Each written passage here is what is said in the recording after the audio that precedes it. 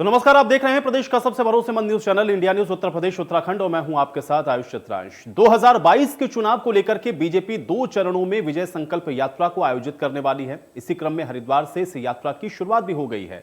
इसमें राष्ट्रीय अध्यक्ष जेपी नड्डा की मौजूदगी रहेगी। जेपी नड्डा ने गढ़वाल मंडल की यात्रा का आगाज भी कर दिया है। इससे पहले पंडितों ने शंख ध्वनि से राष्ट्रीय अध्यक्ष जेपी नड्डा और मुख्यमंत्री पुष्कर सिंह धामी का स्वागत भी किया। यहां जेपी नड्डा ने सीएम पुष्कर सिंह धामी के साथ विजय संकल्प यात्रा में हिस्सा लिया। इस दौरान कार्यकर्ताओं को संबोधित करते हुए जेपी नड्डा ने यह भी कहा कि संकल्प यात्रा में यह हर्षोल्लास, उत्साह और जनसैलाब यह बता रहा है कि उत्तराखंड और हरिद्वार की जनता ने भारतीय जनता पार्टी को फिर से आशीर्वाद देने का मन बना लिया है।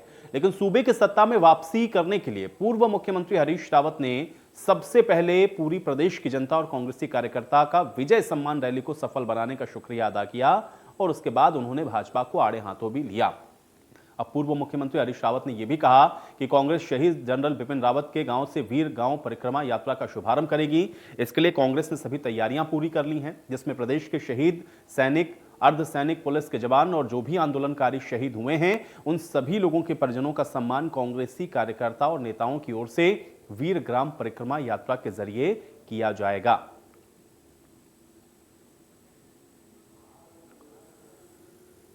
तो अब ताबड़तोड़ जो यात्राएं हैं उनकी शुरुआत हो चुकी है। चाहे आप संकल्प यात्रा देखें भारतीय जनता पार्टी की या फिर कांग्रेस की तरफ से भी जिस तरह से जो यात्राएं निकाली जा रही हैं, इसका असर क्या होगा विधानसभा चुनाव में, आज हम इसी पर चर्चा करेंगे। क्योंकि यात्राओं के सहारे जनता के बीच में पैठ बनाने की कोशिश, यात्राओं के जरिए जनता तक अपने संदेश को पहुंचाने की कोशिश, और दोनों ही पार्टियां आप देख रहे हैं बीजेपी और कांग्रेस अपनी अपनी जीत के दावे कर रही हैं।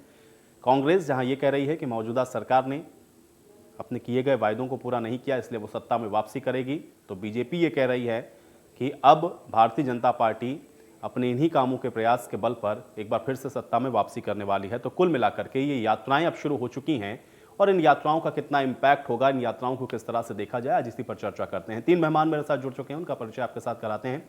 हनी पाठक जी हमारे साथ जुड़ रहे हैं, प्रदेश प्रवक्ता है भारतीय जनता पार्टी की। हनी पाठक जी, बहुत स्वागत है आपका इस चर्चा में। डॉक्टर प्रतिमा सिंह जी हमारे साथ जुड़ रही हैं, प्रदेश प्रवक्ता है कांग्रेस पार्टी की। डॉक्टर प्रतिमा सिंह जी, आपका भी स्वागत है। और नवीन प्रशाली हमारे साथ जुड़ रहे हैं, प्रदेश प्रवक्ता है आम आदमी पार्टी के। नवीन प्रशाली जी, आपका भी बहुत स्वागत है। हनी पाठक जी, आपसे ही शुरुआत करना चाहूंगा मैं इस चर्चा की, क्योंकि जेपी नड्डा के द्वारा जिस यात्रा की शुरुआत की गई और जो जनसैलाब पहुंचा उसको देख करके उन्होंने ये कहा कि यहां की जनता बता रही है कि उसने भारतीय जनता पार्टी को एक बार फिर से सत्ता में वापस लाने का मन बनाया है। लेकिन कांग्रेस लगातार इसको लेकर के सवाल उठा रही है। हरीश रावत ने भी कई बड़ी बातें कही। दोनों ही विषयों पे मैं आपका रिएक्शन चाहता हूं। देखिए, कांग्रेस विपक्ष की पार्टी है, ये मानते हैं, सभी मानते हैं, कांग्रेस भी मानती है कि हम विपक्ष में हैं और विपक्ष का काम है मुद्दे उठाना, बातें करना। हमें काम मतलब है जनता से। जनता हमें जवाब देगी। जनता हमें, जैसे पहले भी बाहें पसार के अपना पूरा अभिनंदन दिया था, उन्होंने हमें स्वागत किया था, हमारा स्वागत करके हमें सत्ता पे बिठाया था, वैसे ही जनता हमें दोबारा ही सत्ता पर फिर से बिठाएगी। 2022 में हमें फिर से सत्ता पे दोबारा जनता ही बिठाएगी। और जैसे जनता ने पहले हमें मान सम्मान दिया था, अपने आज सेवा करने का मौका दिया था, फिर से दोबारा 2022 में जनता अपनी सेवा करने का मौका हमें फिर से देगी। और हम जनता के भरोसे को ना टूटने पहले दिए थे, ना टूटने अब दोबारा देंगे। डॉक्टर प्रतिमा जी, चूंकि आप एक तो विपक्ष में इस समय और दूसरा आप लोग खुद मानते हैं कि आप विपक्ष की पार्टी हैं, इसलिए मुद्दे उठाना काम है, मुद्दे उठाते रहिए, लेकिन जनता ने मन ये बनाया है कि वो भारतीय जनता पार्टी को ही वापस लेके आने वाली है। कैसे देखती हैं इसको? मैं चाह रहा हूं इसका रिएक्शन दें। देखिए, इन दोनों बातों में बड़ा विरोधाभास है।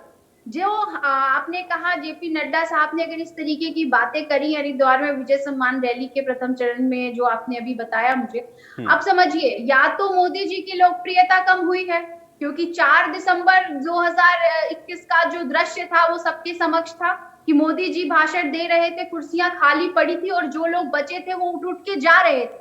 तो या तो मोदी जी की लोकप्रियता कम हुई है, या जेपी नड्डा जी की जो रैली थी उसका भी यही, वहां पर भी यही दृश्य था, लेकिन उस दृश्य को स्वीकारने की जो हिम्मत है वो भारतीय जनता पार्टी में नहीं।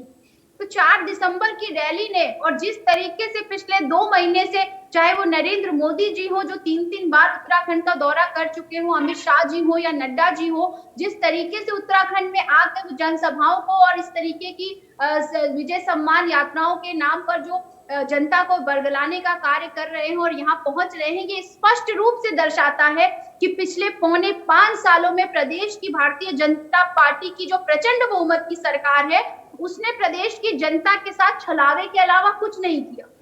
दृष्टि पत्र का एक वादा भी पूरा नहीं किया, क्योंकि अगर वादे पूरे किए होते तो मंच से सबसे पहले कोई भी नेता आता, अपना रिपोर्ट कार्ड दिखाने का कार्य करता कि ये देखिए, ये हमने कहा था 2017 में कि डबल इंजन की सरकार आएगी तो विकास की बहार आएगी, और ये देखिए ये कार्य हमने किए हैं, विकास बह रहा है। लेकिन दिक्कत ये हो गई कि विकास तो नहीं बहा, कोरोना काल में गंगा में लाशें जरूर बही।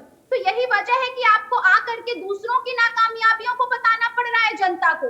आपको वो कार्य करना पड़ रहा है जो आप जानते हैं कि आपने कभी वीरों की वीरता का सम्मान नहीं किया, आपने कभी शूरवीरों की शौर्यता का, जो नौजवानों जो हमारे सेना में जवान है उनकी शौर्यता का सम्मान नहीं किया। क्योंकि अगर सम्मान किया होता तो 5 साल, पौने 5 साल का जो वक्त है वो बहुत होता है सैन्य धाम को बना करके खड़ा कर देने के लिए और उसका जो है उद्घाटन कर देने के लिए, ना कि ये होता कि 2 दिन पहले आपको आवश्यकता पड़ती कि आपको उसका शिलान्यास करना पड़ता। तो ये अपने आप में दर्शाता है कि भारतीय जनता पार्टी ने देवभूमि की भोली भाली जनता के साथ 2017 में छलावा करने का कार्य किया। ठीक है, लेकिन प्रतिभा जी देखिए, चुनाव के समय में तो लोग अपनी अपनी बातों को लेकर के जाते ही हैं और इसीलिए शायद लोकतंत्र के अंदर जो चुनाव है उसकी प्रक्रिया होती है। और अब देखना यह है कि आपकी बातों से ज्यादा कन्विंस होती है जनता या इनकी बातों से।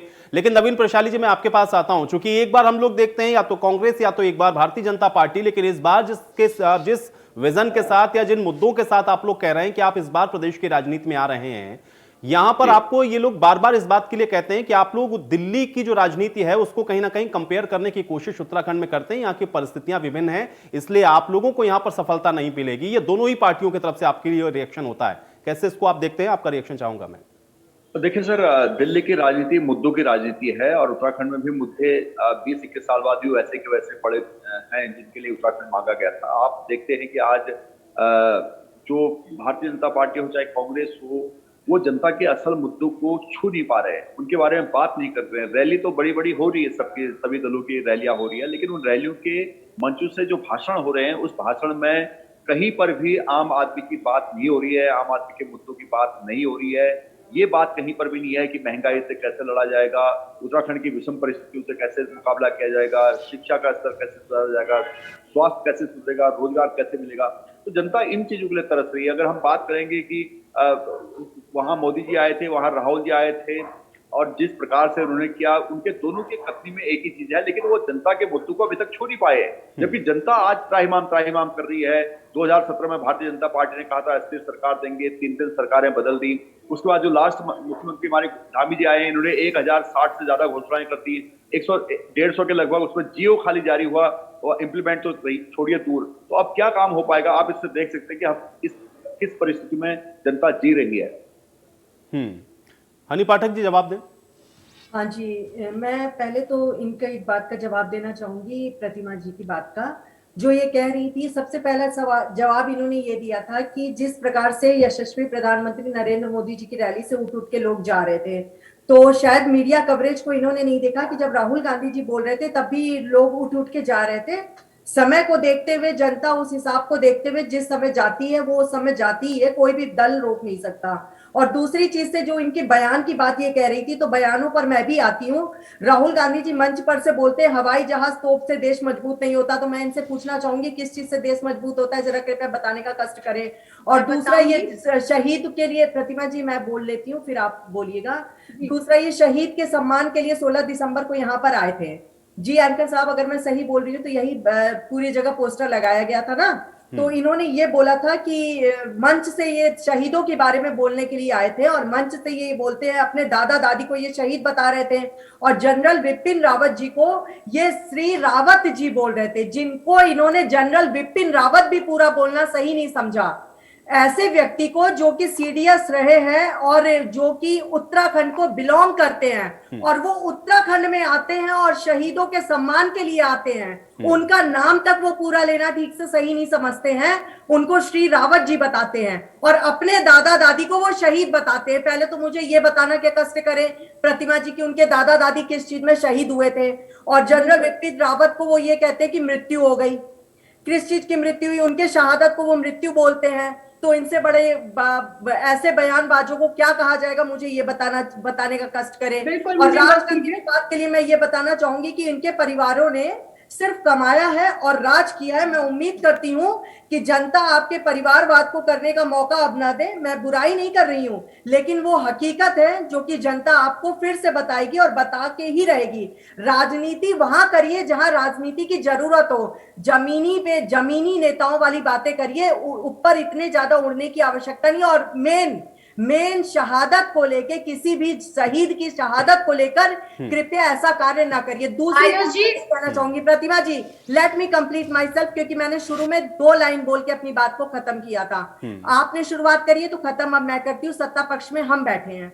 दूसरी बात मैं ये कहना चाहूंगी एंकर साहब की, इन्होंने ये बात भी बोली तो मैं ये बताना चाहूंगी कि इन्होंने शायद ये नहीं देखा, जब ये मंच से पब्लिक के उठने तक की बात पर आई है तो अब मैं मंच की पूरी बातें कहती हूँ। जब हमारे यशस्वी प्रधानमंत्री नरेंद्र मोदी जी वाराणसी कॉरिडोर का उद्घाटन करने जाते हैं तो वहां पर वो सफाई कर्मी और जो कॉरिडोर में कार्य करने वाले लोग थे, उनके साथ वो कुर्सी उनकी लगाई गई थी, वो कुर्सी को हटाकर जमीन पर उनके साथ सीढ़ियों पर बैठे थे।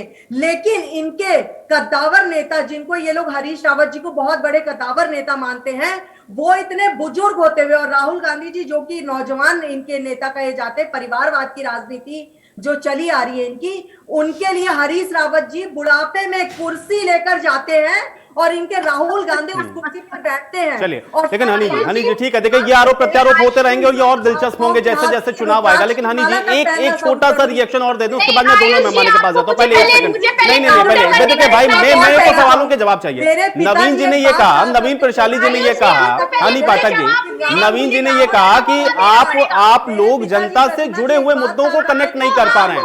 आप उन पर आरोप लगाते हैं, आप उन पर आरोप लगाते हैं, लेकिन जनता से जुड़े हुए मुद्दे से कनेक्ट नहीं कर पा रहे हैं। अरे प्रतिमा जी, मुझे पता है मुझे किसको कितना समय देना है। धैर्य रखें, आप धैर्य रखें, आप धैर्य रखें। प्रतिमा जी धैर्य रखें, प्रतिमा जी धैर्य रखें, प्रतिमा जी धैर्य रखें। सर्वाधिक समय दिया डॉक्टर प्रतिमा सिंह जी, सर्वाधिक समय मैंने पैनलिस्ट में आपको दिया है। मैंने दिया आपको, मैंने आपको समय दिया, लेकिन अभी आप शांत रहें, अभी आप शांत रहें। प्रतिमा जी नहीं, प्रतिमा जी समय खराब करना है, प्रतिमा जी समय खराब करना है तो आप करते रहें, मैं समय दूंगा आपको, आप धैर्य रखें, थोड़ा धैर्य रखें। हनी पाठक जी, चूंकि अभी नवीन प्रशाली जी ने कहा कि आप लोग जनता के जुड़े हुए मुद्दे, जो जनता की असल जो जरूरतें हैं उस पर आप लोग चर्चा नहीं करते, यही उत्तराखंड की त्रासदी का सबसे बड़ा विषय है। इसको आप लोग कैसे इसको डिफेंड करेंगे? हाँ, तो मुझे देखिए ऐसा है कि फिलहाल हम लोग, जब मैं बात करती हूँ ना किसी भी डिबेट चैनल पर, तो इनके दिल्ली पर जो भी इन्होंने कार्य प्रणाली करी है उसी की तुलना मैं यहाँ उत्तराखंड को लेकर करूंगी ना। लेकिन इनके आम आदमी पार्टी के जो प्रवक्ता है ना, वो ये कहते हैं कि आप उत्तराखंड की बात करिए, जहां पर ये सत्ता में है। मैं उसी का एग्जांपल देकर आपसे बात करूंगी ना, तो मुझे इसकी, प्रशाली जी जरा धैर्य रखिए, मैं आपसे जवाब लेती हूँ। आप मुझे जरा इस सवाल का जवाब दीजिए। आरटीआई के अनुसार पराली जलाने के लिए जो तैयार हुआ था वो मात्र 40,000 रुपए का हुआ था, लेकिन छिड़काव पर जो खर्च हुआ था वो 22.84 लाख रुपए का हुआ था। तो विज्ञापन पर जो खर्च हुआ था वो 15.80 करोड़ रुपए का कैसे हो गया? कृपया करके मुझे इसके बारे में भी जानकारी दीजिए। वो निंजा टेक्निक के बारे में मुझे भी बताइए ना, ठीक है, अब डॉक्टर प्रतिमा जी, आपकी निंजा टेक्निक ठीक है, हनी जी जवाब से आप लोग कार्य करते हैं, क्यों उत्तराखंड की जनता को बरगलाने का प्रयास करते हैं? कहते हैं कि हनी जी ठीक है, हो गया, हनी जी हो गया, मैंने आपको दे दिया समय। डॉक्टर प्रतिमा जी जी धन्यवाद। इन्होंने बहुत सारी बातें करी और सब बातों का मैं एक एक करके जवाब दूंगी, मुझे टोकिएगा नहीं। पहली बात, इन्होंने कहा कि बिपिन रावत जी को मृत्यु कहा राहुल गांधी जी ने, तो आप पहले उनकी पूरी स्पीच सुनिएगा, उसके बाद बात करिए, क्योंकि हमारा नेता जानता है कि शहीद की शहादत की वैल्यू क्या होती है। प्रधानमंत्री मोदी जी की तरह नहीं, जो गलवान घाटी में जब हमारे जवान शहीद हुए थे और नेशनल टेलीविजन पे आके वो कहते हैं कि गलवान घाटी में हमारे जवान मारे गए, क्योंकि मोदी जी को ये नहीं पता कि हमारे जवानों की शहादत होती है, वो शहीद होते हैं, कभी मारे नहीं जाते। और रही बात कि कैसे उनकी दादी एक शहीद की कैटेगरी में आती है, तो अगर आप इतिहास पढ़ के आई होती, गूगल पढ़ के नहीं आई होती, ना ही व्हाट्सएप यूनिवर्सिटी पढ़ के आई होती, तो आप ये बता सकती थी कि राहुल गांधी जी के दादी से लेकर के उनके पिता ने इस देश के लिए अपनी जान दी है, और वो आप समझ नहीं सकती, क्योंकि संघी विचारधारा के लोग जिन्होंने एक खून खून का कतरा कभी भी देश के लिए 1962 नहीं में चीन के बहाया, हाथों वो ये नहीं शर्मनाक समझ हार सकते कि झेलनी पड़ी थी शहादत हम की लोगों वैल्यू को। क्या होती है। और कभी एक बात समझिए, 1962 में मैं आपको शर्मनाक बताना हार चाहती झेलनी हूँ, पड़ी थी चीन के बौखलाइए हाथों मत, हम लोगों को। बौखलाने की जरूरत कभी नहीं है, बौखलाता वो है 1962 जो में जिसके पास सच चीन सुनने के का हाथों माथा नहीं होता शर्मनाक है, हार झेलनी इसलिए पड़ी आप थी हम बौखला लोगों रही को। है। देश आपकी को बौखलाहट मजबूती ये के लिए दर्शाती सेना है और कि हथियारों की आपके अंदर आवश्यकता सच नहीं सुनने है, की ये आप हिम्मत जैसे नहीं है। परिवारवाद नरेंद्र के मोदी लोग जी जब कहते अपने हैं। भाषण दे ऐसा रहे थे तो कहकर वे कुर्सियां अपने खाली परिवारों पड़ी की थी, परंपरा को लेकिन ही राहुल आगे बढ़ा गांधी रहे जी जब हैं। अपना भाषण नेहरू दे जी भी रहे थे इसी मत तो पे थे। मैदान तभी के तो अंदर के 1962 साथ साथ में बाहर भी चीन लोग के खड़े हाथों होकर उनके शर्मनाक भाषण हार सुन रहे झेलनी थे। पड़ी थी हम लोगों आपने को। हमारी 10 सामान्य बसों जन को की हरिद्वार बॉर्डर पे मजबूती रोकने का कार्य महत्वपूर्ण किया। है, लेकिन 4 सामान्य बजे चलिए जन ठीक है, पहुंचे प्रतिमा जी और हनी जी, देखिए अब आप दोनों लोग एक दूसरे को डिस्टर्ब कर रहे हैं, इससे कुछ समझ में नहीं आ रहा क्या कह रहे हैं आप लोग। नवीन प्रशाली जी, नवीन प्रशाली जी।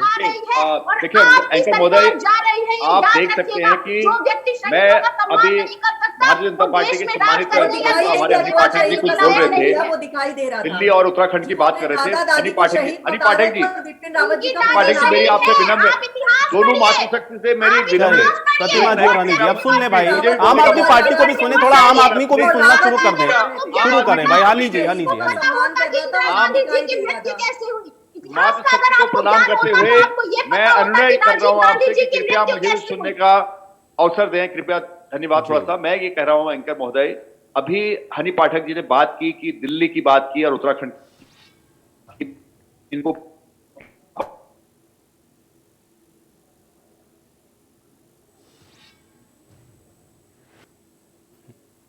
चलिए नवीन जी, शायद मुझे लग रहा है कि आपकी ऑडियो जी जी नवीन मैं ये बोल रहा हूं कि आप दोनों सरकारों का मैनिफेस्टो उठा लीजिए, तय हो जाएगा कैसे हो, कौन सी सरकार ने काम किया करके। तो आप भी दिल्ली का मैनिफेस्टो उठा लीजिए। बार मेरा आम आदमी पार्टी के प्रवक्ता से ये थोड़ी सी गुजारिश है कि दिल्ली में इन्होंने लोगों को जो है 8 उत्तराखंड का लाख दुर्भाग्य नौकरियां यही देने है। का वादा किया था। 10 आप लाख बता दीजिए, 10 लाख RBI दिए हैं, गवाह है इस 10 बात की लाख कि आपने 10 671 लाख लोगों नौकरी के दी अलावा है। किसी को अरविंद नौकरी जी ने नहीं दी। कहा था आपने ना, कहा था अरविंद जी 20,000 10 जो 10 बेड लाख है लोगों वो को, हॉस्पिटल से 10 लाख बढ़ाने लोगों का को कार्य नौकरी दी। करेंगे। 20,000 बेड तो छोड़िए, जिस तरीके से दिल्ली के लोगों को कोरोना काल में परेशानियों का सामना करना पड़ा, ये सबके समक्ष है, आप इस ये सरकार सब नहीं कर जानते हैं। चलिए ठीक है, मोहल्ले आप लोग किसी आरोप प्रत्यारोप के बीच में चर्चा में यही समाप्त करूंगा। बहुत शुक्रिया आप लोगों ने समय निकाला, इस चर्चा का हिस्सा बने। तो उत्तराखंड में इस बार किस पार्टी की सरकार बनेगी ये प्रदेश की जनता को तय करना है, लेकिन अपनी अपनी बातों को लेकर के सभी पार्टियां जनता के बीच में जा रही हैं और देखते ये हैं कि इस बार किसको सफलता मिलती है। आज देवभूमि लाइव में मेरे साथ फिलहाल इतना ही।